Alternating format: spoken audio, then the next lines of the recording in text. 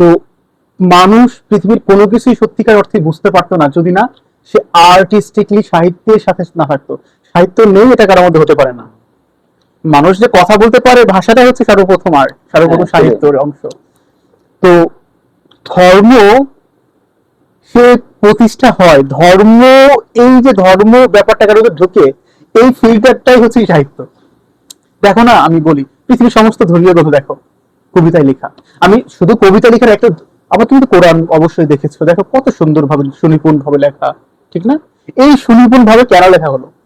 ওকে তো অন্যভাবে লিখতে পারতেন। অবশ্য লেখা এটাই একটা আর্ট। পৃথিবীর অন্য কোনো অ্যানিমালস তারা লিখতে পারে না, তারা বলতে পারে না। আমরা যে বলতে পারি, লিখতে পারি, এটাই হচ্ছে আর্ট।